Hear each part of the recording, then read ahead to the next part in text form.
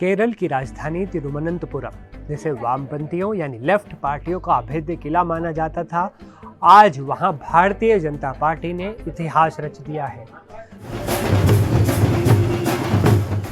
13 दिसंबर 2025 की तारीख केरल की राजनीति में हमेशा याद रखी जाएगी।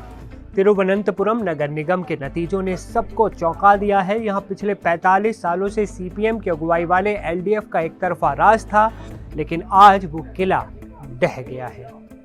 आंकड़े बताते हैं कि ये जीत कितनी बड़ी है। तिरुवनंतपुरम नगर निगम में कुल 101 वार्ड हैं।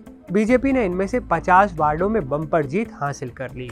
हालांकि जादुई आंकड़ा 51 का है और बीजेपी उससे महज एक कदम दूर है, लेकिन ये नतीजा लेफ्ट के लिए किसी बुरे सपने से कम नहीं है। 45 साल तक सत्ता में रहने वाला एलडीएफ सिर्फ 29 सीटों पर सिमट गया है, जबकि कांग्रेस की अगुवाई वाला यूडीएफ 19 सीटों पर अटक गया। ये नतीजा बताता है कि केरल की राजनीति का वो पुराना दौर अब खत्म हो रहा है, जब मुकाबला सिर्फ एलडीएफ और यूडीएफ के बीच हुआ करता था।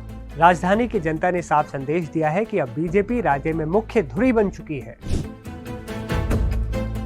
इस ऐतिहासिक जीत की गूंज दिल्ली तक सुनाई दी। प्रधानमंत्री नरेंद्र मोदी ने खुद सोशल मीडिया प्लेटफॉर्म एक्स पर आकर केरल की जनता और कार्यकर्ताओं को बधाई दी।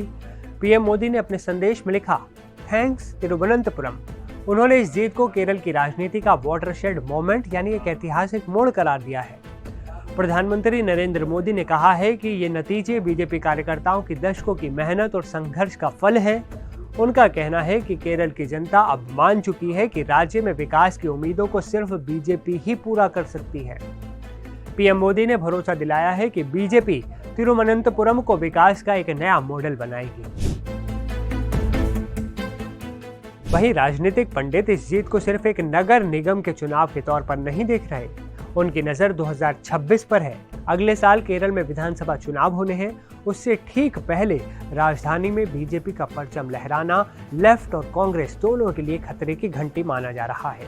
अब तक केरल में सत्ता का खेल म्यूजिकल चेयर जैसा था, कभी लेफ्ट कभी कांग्रेस, लेकिन तिरुवनंतपुरम के नतीजों ने साबित कर दिया है कि बीजेपी अब तीसरा विकल्प नहीं बल्कि विजेता विकल्प बन गई है। 101 में से 50 सीटें जीतना कोई तुक्का नहीं हो सकता। ये बताता है कि जमीनी स्तर पर वोट बैंक शिफ्ट हुआ है।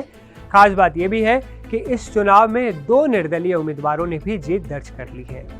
अब सबकी नजरें इस बात पर होंगी कि क्या बीजेपी अपना मेयर बनाने में कामयाब होती है या नहीं। हालांकि 50 सीटों के साथ वो सबसे बड़ी पार्टी है, इसलिए बोर्ड तो बीजेपी का ही बनना तय माना जा रहा है। कुल मिलाकर दक्षिण के इस राज्य में कमल ने अपनी जड़ें इतनी गहरी जमा ली है कि 45 साल पुराना लाल किला आज जमींदोज हो गया है।